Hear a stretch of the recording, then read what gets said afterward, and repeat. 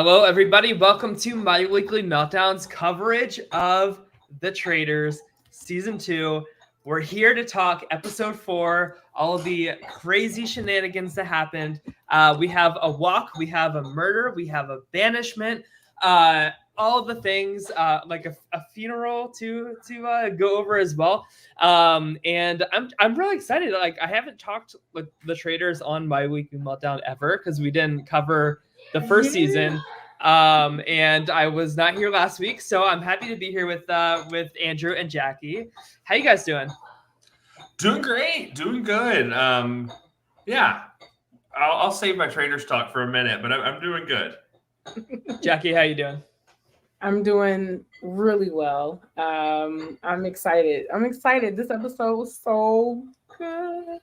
I know. And then like Sharon Tharp literally just tweeted like, if y'all thought episode 4 was better than the first 3, like just wait for episode 5. So like, I don't know. I feel like this season is like a slow brew towards like just like utter chaos that's coming around the corner. Well, the Queen's walking in on Thursday.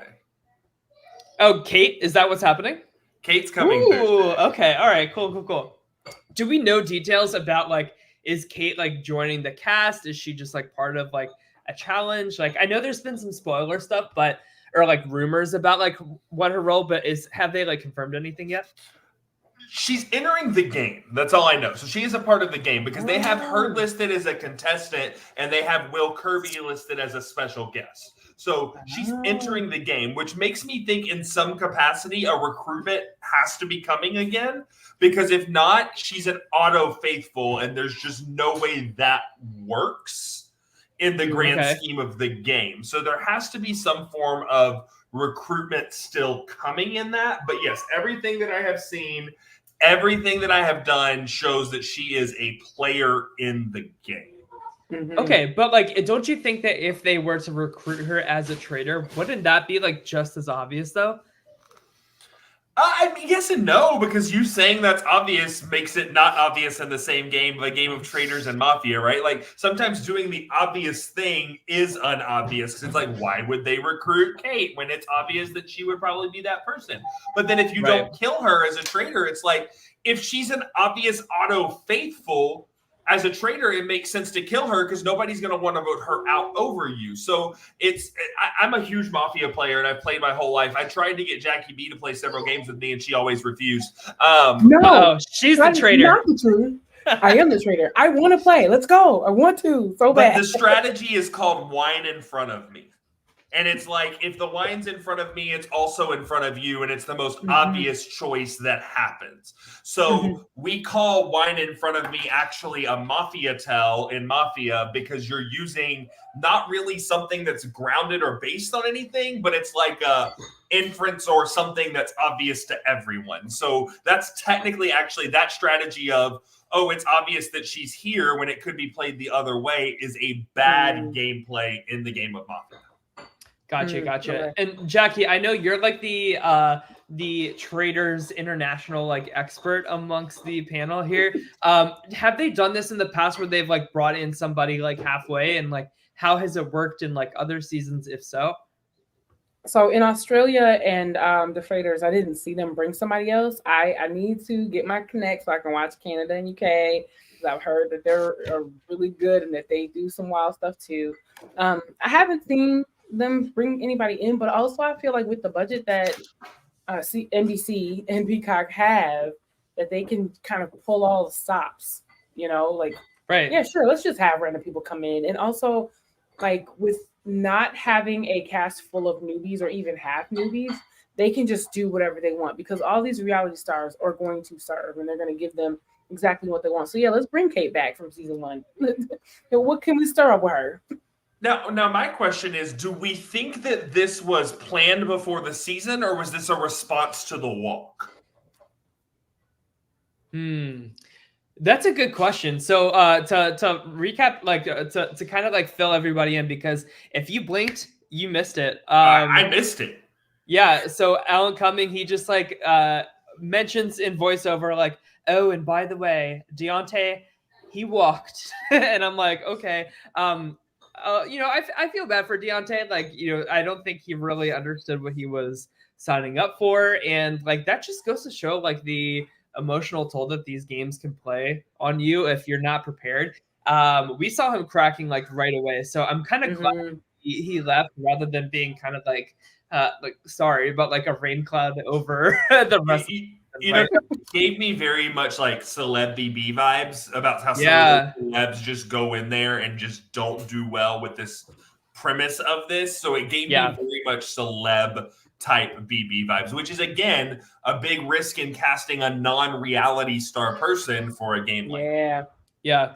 But that's a good conspiracy theory. Like I could subscribe to that maybe they brought in the big guns with Kate once Deontay decided to walk. I don't know. And the only reason I think that is it skipped around, right? Like if she was just an alternate waiting in the window, I'm thinking she enters last week as soon as he walks. But the fact that it went straight and now we skipped a week, it's like they flew Kate out, Kate enters game. Yeah. Jackie, what do you think about that? It feels like they asked her, like, okay, because we had someone unexpectedly leave or walk, then yes, let's get fan favorite from season 1 to come back. Yeah, so I'm okay with it. Like Kate was like the star of the season. I will miss her and Rachel's banter every morning when they like came down to breakfast and Rachel's like, nice coat, Kate. I wouldn't be caught I wouldn't be caught dead wearing that. And then Kate would be like, nice brooch, Rachel. So I'll miss that banter, but hopefully, there's the pick of the litter here with like so many people that Kate can have iconic feuds with. In this episode, the big thing, right, was like, who is Parvati going to poison? How is she going to pull this off? And I just loved what's her name? Phaedra, like in the diary room, she's like, oh Lord, not Ekin-Su, not Ekin-Su. What did you guys think about Parvati ultimately giving the poison chalice to Ekin-Su and thus sealing her fate? I feel like her strategy was off from the gate. Like I know the strategy, the thing was to get someone to drink from the goblet, but we are all adults. We are not going to drink out of a strange person cup. That's what we're taught not to do. So I think it should have been a better, like Parvati's influential. She can persuade people to do things. She's persuasive as well. So why not just be like, hey, here, look, I found this cool cup. I washed it out for you. Can I just pour you a drink real quick? Like, like I was expecting some like Parvati-esque thing instead of like let me see who I can get to drink this tainted drink at a party. Like it's 2000. Yeah, it was kind of awkward, like, and it felt very like spliced together, and I feel like they couldn't get like who they like really wanted to out of the game. Andrew, what did you think about it? So I think we have to go back and really think of like how this whole challenge worked, right? Because this was a challenge in an aspect, and how it was approached, not just from Parvati, but from poverty, from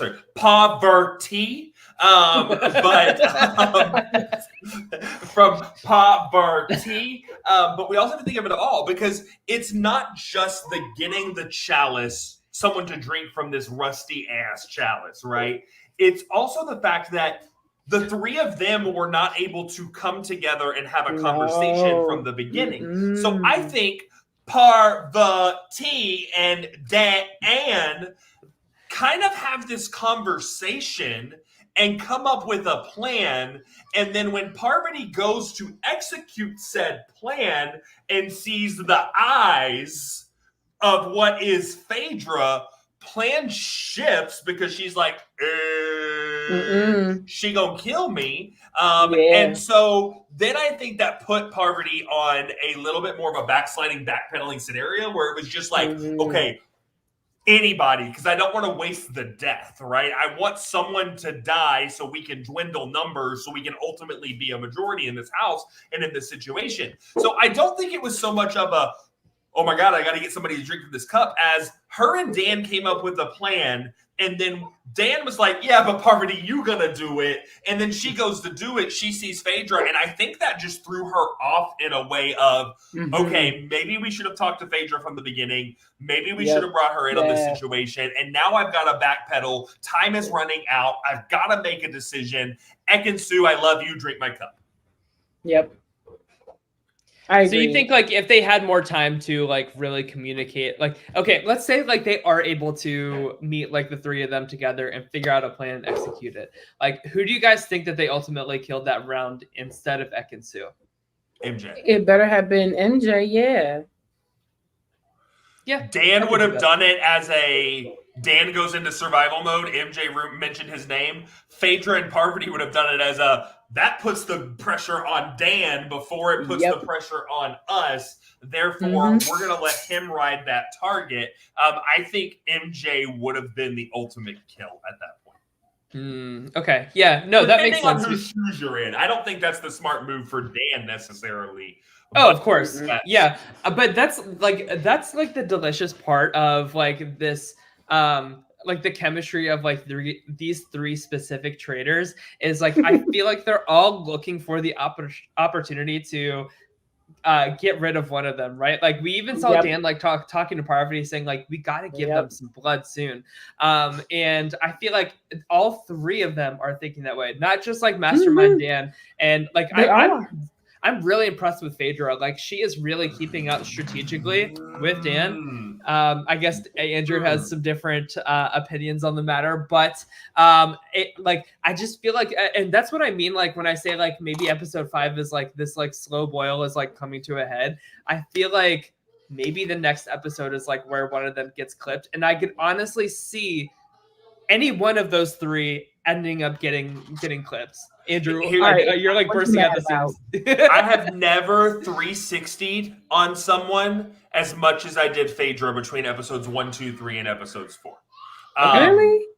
And here's the thing. I don't think anyone really understands how the game of Traitors works that's playing that game.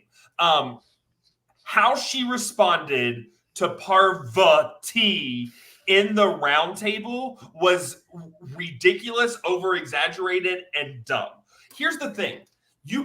That's like going into this game and making alliances. You can't make alliances when you don't know who the traitors are. You can't make alliances based on we're in a show together, because you're going to be grouping a traitor into that scenario. So if I'm a traitor and Parvati accuses me, and she doesn't, let me back up. She doesn't accuse Phaedra. She accuses someone in the housewives. Or the Bravo people, Or the Bravoians. And then Phaedra way overreacts on that. And here's the thing. I'm okay with the overreaction in the round table. Because again, if me and Phaedra, if I'm Parvati and Jackie B is Phaedra, and we're going back at it, and Jackie B or Phaedra gets voted out and she flips traitor, that makes me look pretty clean because I was just going at it with a traitor, which makes me look more faithful. So for Parvati to make that accusation towards the housewives, whether it be targeted towards Phaedra or not, is actually very strategic on Parvati's part. The fact is, Phaedra then gets into the whatever they call it, I forget the name, and gets like Phaedra's really pissed about this accusation and's like very, very angry. And to me, that was just not understanding the game and being emotional in the fact that she grouped me into it. It's kind of like my big brother theory.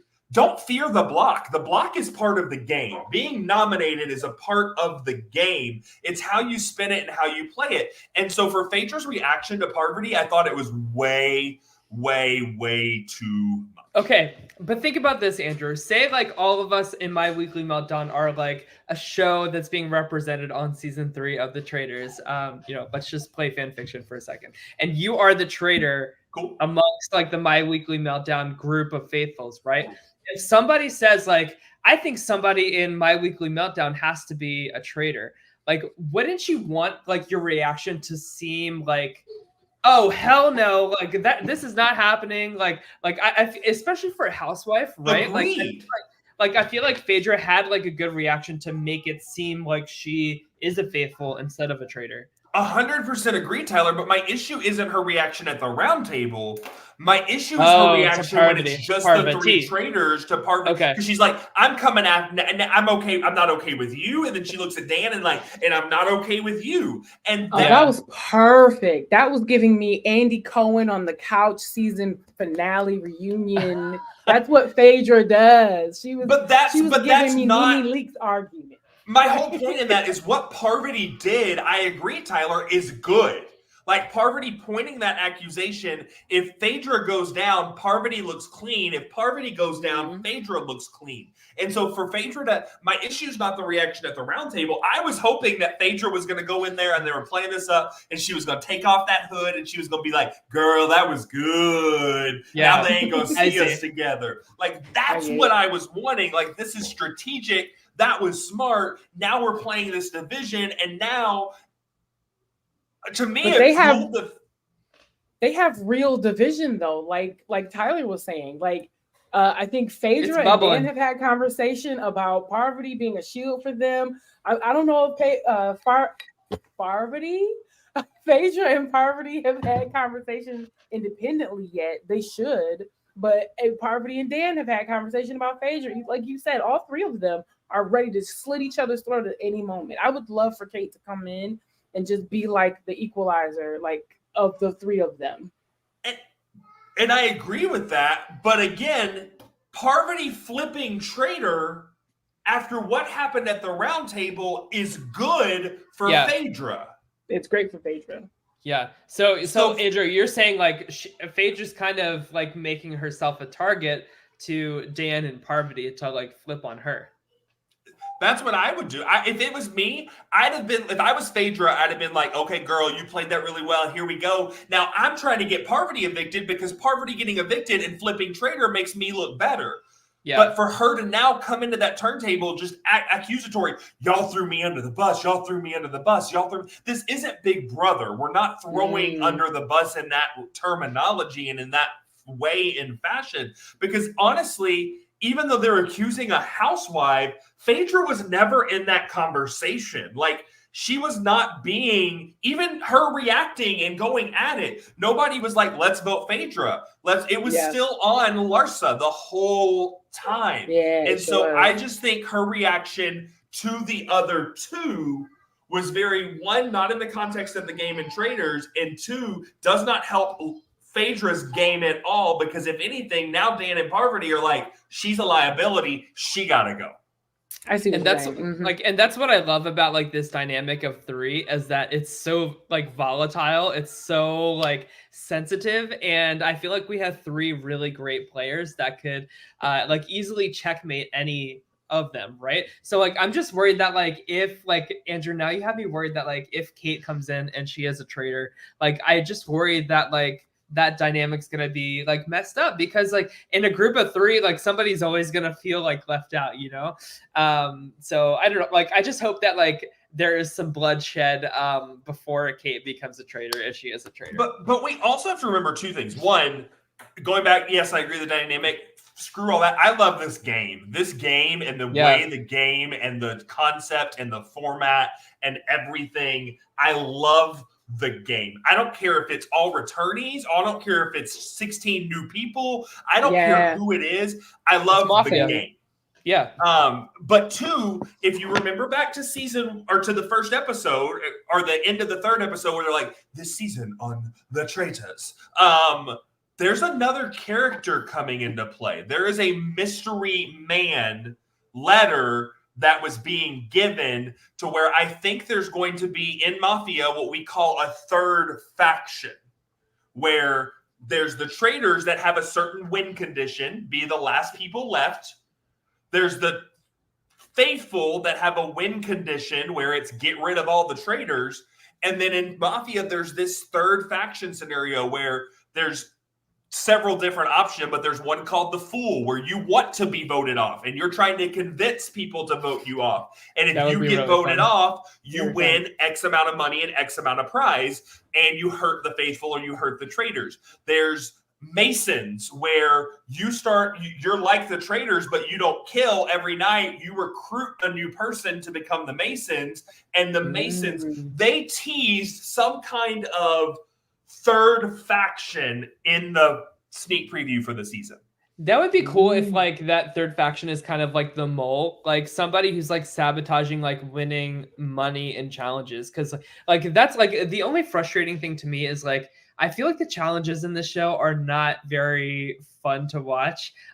They seem like they can get a little like too physical to see like MJ and like Sandra and like, you know what I mean? Like it would kind of deter me from thinking that they are anything except for faithfuls because they like can't perform well in challenges, right?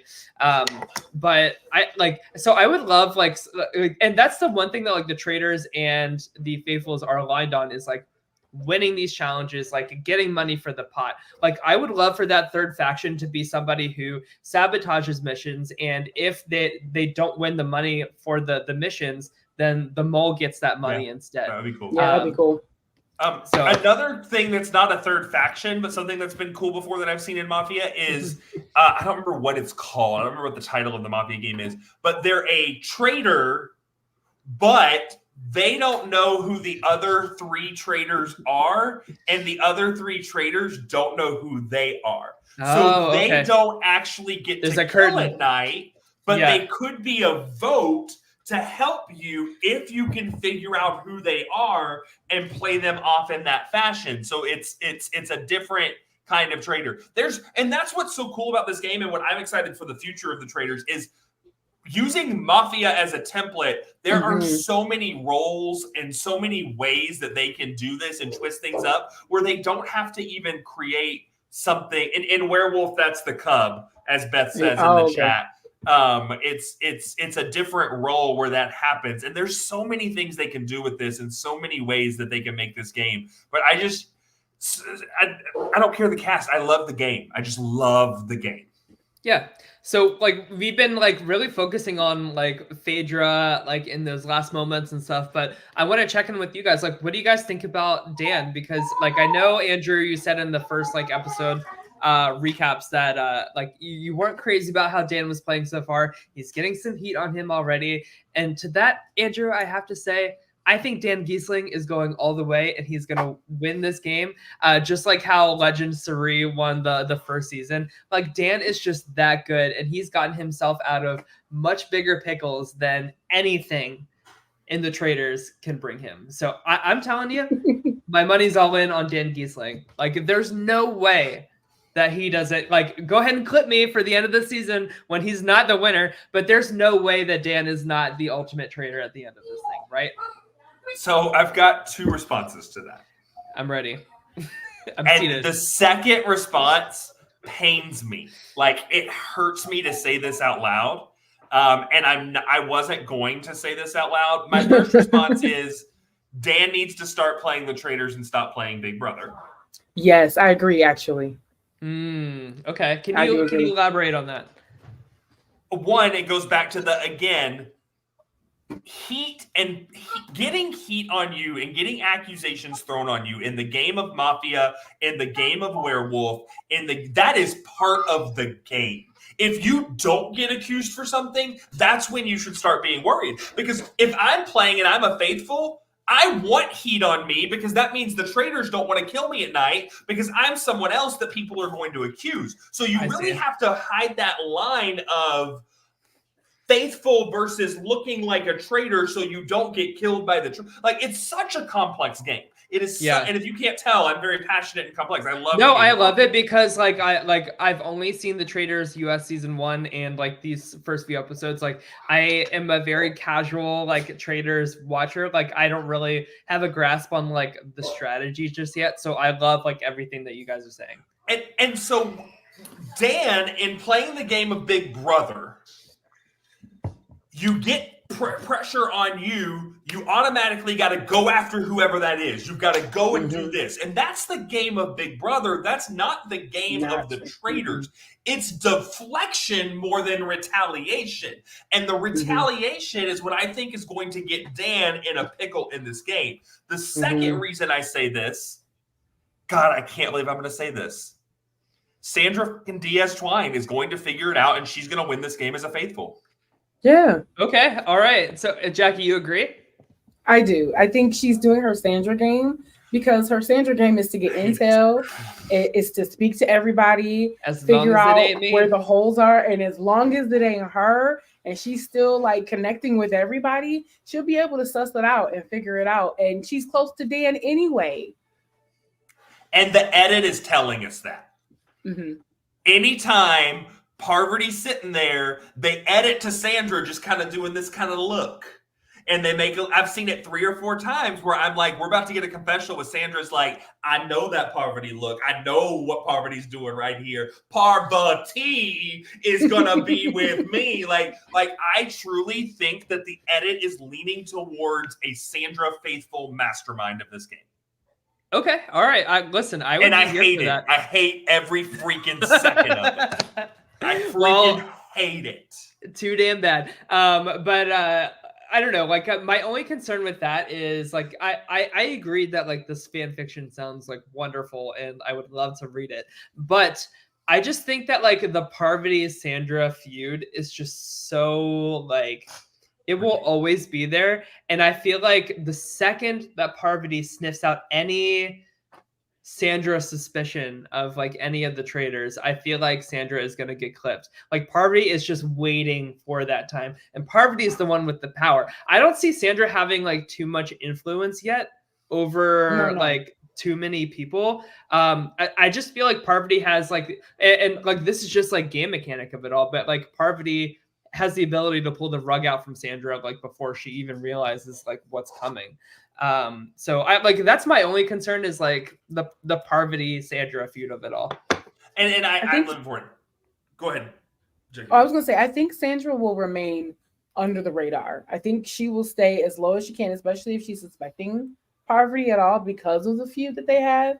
I think she will remain just like quiet, won't say anything, don't shake the table, just be quiet, maybe whisper among a few people. Gotcha. She would have been a horrible traitor. Yeah. Oh my God. Yeah. Absolutely awful. Now, Tyler, you said something earlier that was much about the challenges of this season, right? Yeah. And the crazy part about the Traitor is you're right. The challenges are kind of pointless, right? Like they don't play a lot of play. The only thing the challenges do is build money for the pot, and they don't really tell you anything. Now, I will say this funeral challenge probably got a little closer than most because I did like that, like because it wasn't so physical, right? Like it didn't feel like I was watching the challenge, especially with like CT and Bananas there, right? And which is the question I want to get to you in just a second. But my question on that is also in that same challenge aspect, though. That was a challenge where if you watched correctly to reactions, you could get clues to who the traitor is based on how they're like. Parvati could be there looking calm, cool, and collected, knowing Ekin-Su's about to die. But with that said, and it physical, do you think, Tyler, and I'm going to go back since you weren't here for the 1 through 3 recap, that the killing of Johnny Bananas was a good or bad decision? Oh, I loved it. Just for personal reasons. Take your personal feelings out of it and play the game with me for a second. No, like so okay, I see what you're saying because like I think it's a bad decision for like the money, the pot of it all, because like as much as I fucking hate Johnny Bananas, like this guy knows how to win challenges. And you know, like what's the point of getting to the end if there's no money at the end there like waiting for you, right? So like maybe they're thinking like, we still have CT and CT's not a little shit like Johnny Bananas is, so like we can keep like one of them around. But no, I would have probably kept him in a little bit longer. I like Beth's comment. But it's also going to have the suspicion of the traitor. There's no way you don't think Johnny Bananas is a traitor. Right. Yeah. I like he's like a Michio because like he just like always has to have that attention on himself. That's right. Like he is a loudmouth and could easily get voted out. But and like also entertainment wise, like at least I'm like actively rooting against him. Like there are still like I feel like there's like the main cast in this show, and then there's like filler support cast, and I want to get like a few more of those like filler guys out of here before like it gets really juicy and really good. Honestly, So I don't if even mind Johnny Trishelle. Bananas, Go ahead. you don't like Jackie. Trishelle. I love Trishelle. I don't like Trishelle either. I feel like she's filler. I do. But if Johnny What? wasn't, I We'll mean, come back to that. I want to hear your if bananas Johnny thoughts. wasn't murdered, when do you think that he would have gone? If he would have been in like the ultimate meat shield, wouldn't he have been banished first? Yeah, first or second. I mean, what if they, instead of But Parvati, that's- what if they brought in Bananas as a third traitor that they could easily throw under the bus and like pin all the blame on, right? But again, Jackie B, you're like, oh, so he just goes first banishment. I'd rather him go first banishment than me if I'm a traitor. And I think if Johnny Bananas is in the house, he's going home before I do. I saw somebody, Bergie's also someone that I think could piece this whole thing together and figure it out. Oh, I don't think so. I have such a negative opinion on him. Like Is he filler? Yes, but he thinks that he's the main character of this cast. Like I'm telling you guys, like he thinks that he like has this like 3D chess going on in his mind, and he thinks that he's like a mastermind when he's explaining his strategy in the diary room. And I'm like, please, like this is like Bergie has got to go, and so does that guy from like the Bling show or whatever. Yeah, I don't know. Like these guys are just like not doing it for me. Like the gals are so much besides Dan, but like the gals are just like so much better. I'm sorry. What about John? Who's John? Oh no, he can stay. He can stay. Sorry, I have Exactly. How do you guys like the asthmatic? Okay, so can you give me the trajectory of where John is going to go in this game? I need to know. He is going all the way to the end because Yes. there's no reason to murder him, no reason to banish him. I shouldn't mention this here, but I watched like an online game of this too, and the person who was there, like lucky, like sweet little duckling, just made it to the end, didn't know anything that was going on. As long as there's no medevac, he makes it to the end. Exactly. Yeah. Just that asthma's a running killer. Involved. Yes, asthma's a killer. And he doesn't have an inhaler. Yeah, true. They should probably get him that. But no, like let's circle back to Trishelle for a second. Like, oh Lord. She's filler, yeah. Hashtag filler. He's I don't not know. filler. Trishelle He's not is filler. okay. We need to put some respect on the name. I know she's a controversial figure, especially with her choices in the first few episodes. Respect I totally on the get name. it, but like Trishelle, like that is Trishelle's MO. Is just like finding random conflict with people, and then it just like spins out of control, and that's like her whole narrative for the season. But I will say, like even after the whole like Peppermint Gate, she's done a really great job like blending back into the background. Like I thought that she was gonna continue to have a big like spotlight on her. But so I'm curious to see like where she's gonna go. And let's also not forget that Trishelle is a big Big Brother, Traitors, Survivor fan. Like she watches and tweets like about all of these shows.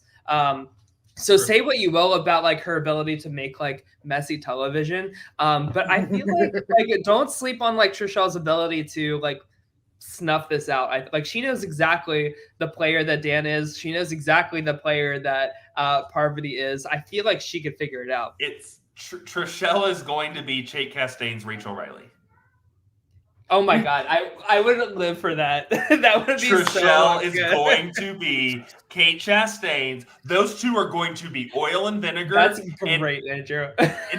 But it so could happen. Like knowing Trishelle and knowing Kate, those two girls are not going to like each other very much in the terms of a game. And it's going to be not only like good game, it's going to be great TV. Like Kate Chastain and Trishelle in a house together is going to be great TV. Yes. I think Kate Chastain and Phaedra is going to be great TV too if they don't get it together. Yes. The potential that's coming in this game still is just. How do y'all think Janelle's going to handle Kate? I actually think they're going to get along. You think they're going to be friends? I don't know. I think they know each other already. It always depends on like if you get a sudden case of jealousy. You know, Nicole Franzel really caught that virus early on in Big Brother 22. Yeah, like who was that one that was like saying that like Janelle was like jealous that she wasn't getting enough airtime or something? What's her name? Maybe it was Larsa that said that. Like the ability for Janelle to just like like gravitate all this attention to herself is just like wild to me. Like, but I am really watching like how her and Dan are interacting because they have that rapport from Big Brother 14 together.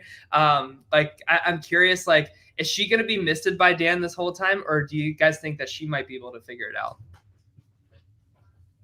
I think Janelle is worried about one thing and one thing only, and that's just survival. Yeah, getting that safety. I think it has. She's not even really hunting. She's just like, how do I make it to the next episode? She still has that BB mindset of how do I. She's more worried about the death than she is the banishment. Yes. And so that's where I think her game plays. If we want to talk about filler, and we can talk about filler from the gamer side, Tamara didn't even play the first challenge.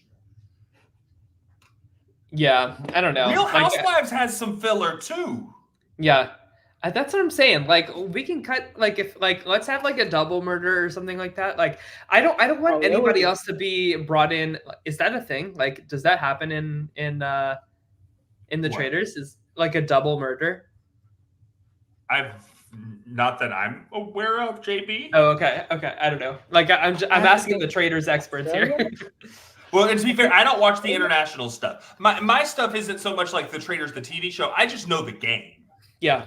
Yeah, gotcha. But I stand for Traitors Australia the same way you stand for BB Canada because that was the bar from which go one freaking episode without You're welcome, Tyler. I got you. Thank you. But the Traitors Australia is literally my BB can because that was the bar from which I had set, and then I watched the US Traitors season 1. I was like, all right, this was all right, I guess. This season, though, I mean, comparably so, I guess it's because. For me, the cast is making it. Like I would rather see all new people like that I don't know that have never been on reality TV. I would rather see that than to see all these people who know, how to get sound bites, who know how they appear on TV, who know, how to get under somebody's skin. Phaedra is an Andy Cohen veteran. All the Bravo people are Andy Cohen couch veterans, so they know how to argue, they know how to fight. You got challenge people who are physical, who are still social. You got Survivor people who done starved. You got Big Brother people who've been with folks for 100 days. Like this is just a variety of all folks who know how to do it. And I would rather it be a bunch of new people who have no clue. But not until Kim Mattina makes the show from being on Deal or No Deal Island. We got to get Kim Mattina. That's fine. That's different. First. That's different. Okay. She's gonna be one of the reality people. When does that come on? February 26th. The preview's already posted, but February 26th is the actual 1.5 hour premiere. Yeah, I looked at like a Peacock like yesterday, like for I was like, wait, is it like out yet? And like I was like, oh damn, it's not. Like I'm ready. Well, there's a 30-minute preview out. Mm-hmm. Yeah. I'm saving that for maybe like a week or so before. And the 30-minute preview is all 100% Kim. It's all Kim. It's all Kim. I'm so excited for her. It's good. And we had in our Traitors episode last week, it was pretty cool because Kim was on in the first half to talk Traitors with us. And we had like 6 or 7 of the Deal or No Deal alumni cast in the chat talking with us and doing stuff like that. So it was really cool. I'm super excited to see it all play out. I love that. No, I agree with Beth. Like cast strategic drag queens. Like absolutely like yes, absolutely. Like I really enjoyed like Peppermint's like involvement in the show. I wish that she lasted. Sorry that there's a dog toy squeaking right now. But no, I agree. Like cast more drag queens on this thing. Like they are so. I would have loved to see like Shangela and Peppermint, and maybe give me like a Raja or something. I want to see them. I want to see fighting. Like I want Gia Gunn on my screen as a traitor. I would have loved that. 1 second. I'm going to take this toy away from Sora. Chatter on, guys. Yeah, I mean, yeah, I agree. I wish Peppermint would have had a little longer. She was great entertainment. She was great TV. And so I'd love to see. And that's what I like about this, though, is I do think that they've diversely cast from different types of reality shows. So like JB was like, I'd love to see just an all normal people. I do like though that we do have this kind of aspect of here's these housewife type shows, and here's this performance type show, and here's competition type shows.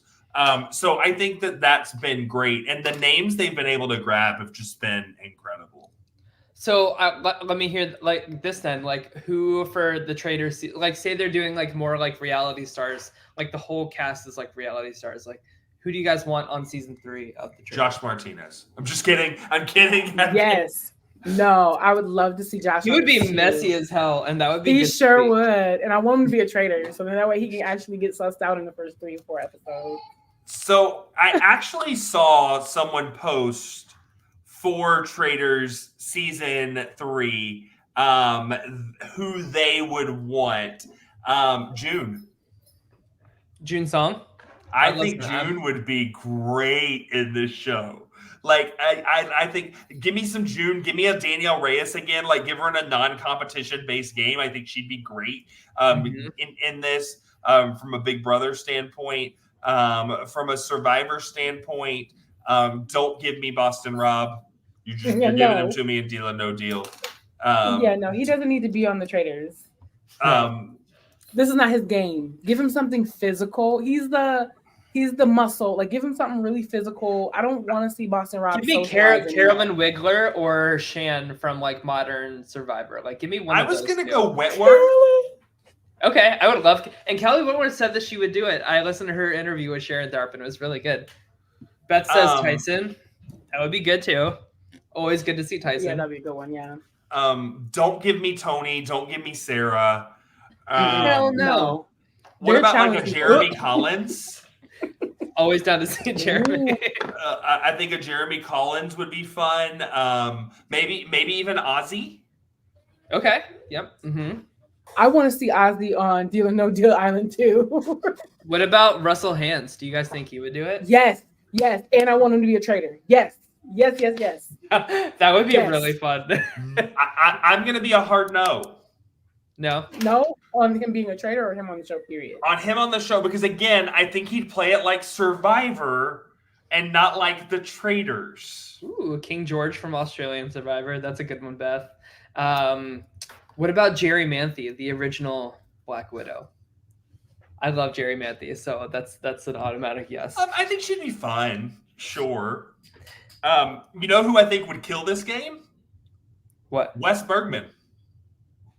Yeah. Oh, for sure. And he honestly, like, I was excited to see CT playing this game, but like, he's kind of been a flop so far. Like, he's been like very boring. I don't think that he really understands the game. I think that he's just going to do whatever Trishelle tells him to do, which is hilarious because Trishelle's always going to go left when you tell her to go right. But I feel like Wes would be he would be what Bergie thinks that he is in this game. I think Wes would be very, very. Vanessa Russo, that's a great pick. Yeah, that is a great pick. I think Vanessa would do really well. And here's what I'll also say: I think they've done a good job in casting like big names, but the big strategic names, and not like just the Russell Hanses or the people that would just get viewers because of that, but people that would be. People want to tune in to watch, but also are gonna play the game really well. Yes, absolutely. And like they're not afraid to like dig down deep for some like deep cuts, right? Like I was so happy to see Stephanie LaGrossa last season. She's like one of my favorite Survivor players ever. So like I like to the casting producers that I know are watching this show, obviously. Please like go back into the archives a little bit, like find those like gems, because like getting to see like Dan Geesling play again is like such a gift, and I'm so excited.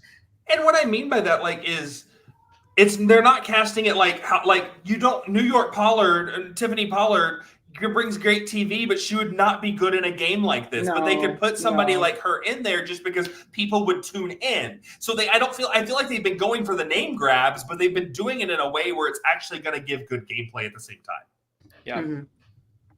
Beth says that she thinks Amber would be a silent killer, and without Rob, we get to see her shine. I love this. Ooh. That'd be great. I'm down for that.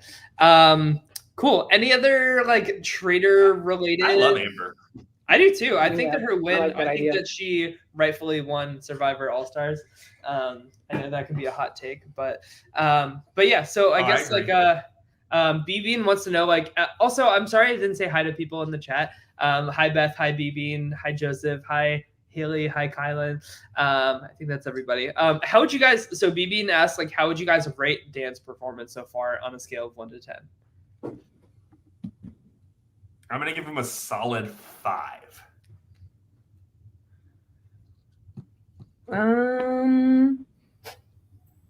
If he can figure out a way to do more deflecting, I think I'll give him like a 6. But that's a big if. That's it. Like he has to change his performance from last week's episode to this one. So I guess this is more like a critique. I agree with you, Andrew. Maybe like a 5, maybe 4. But he could take the whole thing away if he could just deflect more or figure out a better shield. But here's the thing. We're talking about like, and this is also another just, I guess, Mafia person in me. They're talking about trying to cut one of the other 2, right? But that slows down the win. You win in the aspect where you can be a majority of what's there to get the votes how you want them to go. So if you get 3 more, if you get it to 3-3 or 3-2, you control the game and ultimately can win the game at that point, and then try to pull some cerebral crap if you want to. But now if you go from 3-2 to 2, you have to get rid of everybody but 2 people to be able to control the game and win. So I'm all for setting somebody up where I'm going to position myself to where if one of us is going to go, it's going to be Dan. But to directly target someone else to eliminate them from the game as a traitor doesn't help your game as a traitor. In the long run, it makes your job more difficult. Hi, Tim. I'm going to go ahead and give Dan an 8 just because like I believe in his ability. Okay, but here's the thing. Like if we rewind to Big Brother 10, like Dan's first few weeks that season were not good. He was very under the radar. People were like, what is he doing? He takes time to set up like under the trenches. And then like before, like when people realize it's like, it's happening, it's too late. And I feel like Dan is like trying to set up like a similar thing here. So I don't know like his like ultimate like path to victory. But I have faith that he knows what he's doing and will be able to figure it out.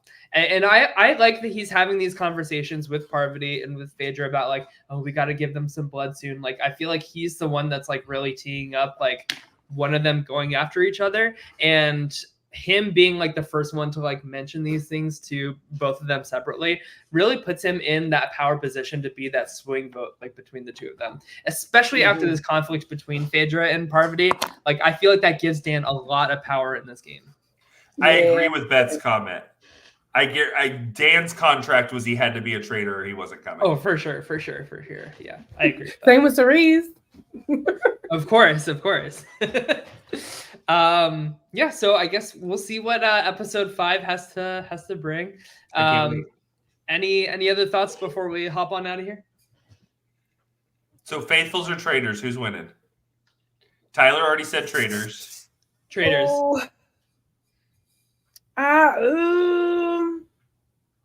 It's Dan, Parvati, and Phaedra. Like, there is no way. So that the faithfuls end up winning because of this thing. I want a traitor to win. I really, really, really do. I just don't think that the 3 of them are as crafty as Cerise was set up to be. So I feel like a faithful. I feel like this could be like a Sandra or Janelle. See, and I would love Janelle to win. By set up, I hope you mean there's not newbies in there for you to mold and conform and control, right? Like that's the setup, right? I mean, these people eventually are going to play the game. I feel like the edit's going to a faithful victory. I think so feel too. that this they're winning mindset is gonna turn, and I think that ultimately it is a faithful victory in the end. We'll see. Yeah, like you guys said, like excited to see how Kate fits into all of this too. Plus, like I think Dr. Will is slated to make a guest appearance for the challenge in the next episode, right? I don't know if it's the next episode, but he is slated okay. for a guest appearance. It's coming soon, right? Like I don't know. Like either way, like getting to see Dr. Will and Dan together on the same TV screen is pretty cool. I'm like, where's Derek? The thing with Dr. Will is whether he's a guest host or not, Dr. Will can't help by somehow still not inserting him in the game and trying to, like, I love Dr. Will. He's my favorite winner of all time. I believe he's the best to ever play the game. Me and Tyler will disagree on that, and that's fine. He is so messy and manipulative in those jury roundtables every freaking season because he just can't help himself but try to sway and insert the game. That's just the Dr. Will way. I think we got a frozen Tyler, and that screen grab is amazing. Oh, it is good. It's really, really good. See if I can do it. Dr. Will fill in for the host. Maybe. He's still there. Yeah, he's still there. So, which is really awkward because he's the only one that can end the show. Tyler, come back, baby, come back. But yeah, so I just don't think Dr. Will can't not insert himself in some way or make some picks and make some jokes, and he knows these people. Tyler is playing that freeze game. Tyler was the traitor. The Faithfuls won. He's JB. No, I'm a traitor too. Too. Oh, well, bye. I only want to be a traitor. I would love to lie as much as possible because I'm a bad liar. So let me ask you this question, JB. In the event that, and Tyler, this is up a new question. In the event that there is another recruitment that's allowed, who's the smartest recruit? Who do you recruit at this point in the game? I want either not from a we want TV standpoint, but from a strategic. A good strategy. I think Janelle. I think or Bergie. Bergie's a good choice. I don't think that's a horrible idea. I think Bergie would be a good choice. He's so unsuspected. He's so. I do think that he would probably crack under pressure though. Now I gotta lie, and he's probably not the best liar. I think that would be a good pick. Cherie. Oh, Cherie. Oh yeah. Well. I'm mixed on it. Wait, I don't think Cherie really knows what's going on either. I think she's Cherie. I'm sorry, I said that wrong. Cherie. Oh, that's okay. I think that she doesn't know. I think she knows less than CT knows. I'd also put Larsa in that conversation. So, sorry, we were just on a tangent, Tyler. No, you're good. You're good. Sorry that my computer's been doing this thing where it just like randomly freezes and then restarts. So love that during the show. I'm sure my freeze frame was really That's what a traitor wonderful. would say, Tyler. That's what. I know. Listen, my computer couldn't handle all this like Dan Geesling slander here on this podcast. And I like Dan in Big Brother. Yes, in Big Brother, you're right. This is not his stage. You can't play Big Brother when you're doing the Traitors. Well, maybe this humbles him enough to like come crawling back to Big Brother, and then we finally get the Legend season, which results in Derek Levasseur being the first boot on a Legend season. So if all of this is to lead to that, I'll be very happy. You know, just for Allison, I think Tyler Crispin in season 3. Oh hell no! Did you see that Angela just married somebody that's like I saw looks literally just like Tyler Crispin? But like.